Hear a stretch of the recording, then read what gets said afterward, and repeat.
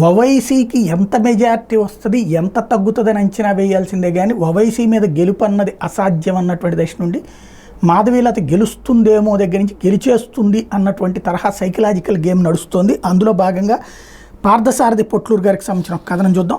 హైదరాబాద్ ఎన్నికల ముఖ చిత్రానికి మొదటిసారిగా ప్రాముఖ్యత వచ్చింది దేశవ్యాప్తంగా. ఎవరెక్కడ గెలుస్తారు, ఎవరు ఓడిపోతారు, దీని మీద ఆసక్తి చూపడం అనేది కొద్ది చోట్ల మాత్రం ఉంటుంది.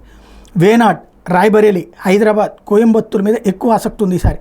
అయితే మొత్తంగా చూస్తే హైదరాబాద్ మీదనే ఎక్కువ ఆసక్తి ఉంది దేశవ్యాప్తంగా. ఎందుకంటే మొదటిసారిగా ఓవైసీని భయపెట్టే ప్రత్యర్థి అభ్యర్థిగా బీజేపీ నిలబెట్టింది. అసలు మాధవీలత గారిని ఓవైసీ మీద పోటీగా దించుతారని ఏమాత్రం ఊహించలేదు ఎవరు.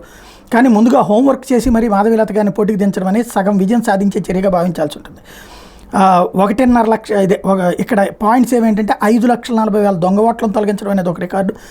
తన పార్లమెంట్ నియోజకవర్గ పరిధిలో 5.5 లక్షల ఓట్లను తొలగించడం మీద ఓవైసీ ఎలాంటి ప్రత్యేక దిగలేకపోవడం అన్నది అతని భయాన్ని సూచిస్తోంది. అదే సమయంలో మాధవీలత గారికి హై వోల్టేజ్ ప్రచారం చేయడం, ప్రజలు కూడా భారీగా ప్రచారానికి రావడం అనేది మార్పుకు సూచన. ముఖ్యంగా పాత బస్తీలో ఎక్కువ మంది చిరుద్యోగులు, చిరు వ్యాపారులు ఉన్నారు. కానీ వీళ్ళు మాధవీలత గారి ప్రసంగం వినడానికి వాళ్ళ వ్యాపారాలు, ఉద్యోగాలకి సెలవు పెట్టి మరి వస్తున్నారు. ఇది చదవడానికి వినడానికి కొంచెం అతిశయోక్తిగా ఉండొచ్చు, కానీ నిజం. ఎంత భయం లేకపోతే ఓవైసీ కాషాయ తలబాగా ధరించగలరు. పత్రికా విలేకరులు ఇచ్చే సమాచారం కంటే ఓవైసీ అనుచరులు ఇచ్చే క్షేత్రస్థాయి సమాచారం ఖచ్చితంగా ఉంటుంది. దశాబ్దాలుగా ఓవైసీ అనుచరులు అక్కడ పాతుకుపోయారన్నది నిజమే.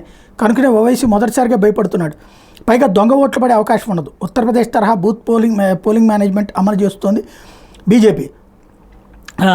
ఇక్కడ 3వ దశ ఎన్నికల సందర్భంగా ఉత్తరప్రదేశ్లో ఒక పోలింగ్ బూత్లో మైనర్ ముస్లిం బాలికను పట్టుకున్నారు బీజేపీ పోలింగ్ ఏజెంట్లు.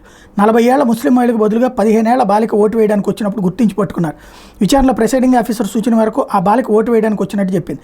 పోలీసులు ప్రిసైడింగ్ ఆఫీసర్ మీద కేసు నమోదు చేశారు. సో హైదరాబాద్లో కూడా ఇదే తరహా జరిగి తీరుతుంది. బీజేపీ పోలింగ్ బూత్ ఏజెంట్లు ఎంత జాగ్రత్తగా ఉంటారన్న దాని మీదనే బీజేపీ గెలిపోవటం వల్ల నిర్ధారించబడతాయి. ఓవైసీ ఓడిపోవడానికి 2 ప్రధాన అంశాలు ఉన్నాయి. ఓవైసీని సామాన్య ప్రజలు కలవాలంటే అతను గూండా అనుచరులని కలవాలి. వాళ్ళకి ఇష్టం వచ్చిన వాళ్ళని మాత్రమే ఓవైసీతో ములాఖత్తు ఉంటుంది. ముస్లింల్లోనే ఓవైసీ అంటే తీవ్ర వ్యతిరేకత ఉన్న వర్గం ఉంది. ఇక మాధవీలత గారి విషయానికి వస్తే ముస్లిం మహిళల్లో సానుకూల దృక్పథం ఉంది. ఎటు దొంగ ఓట్లు లేవు కాబట్టి 2% ముస్లిం మహిళా ఓట్లు పడినా గెలుపు ఖాయం.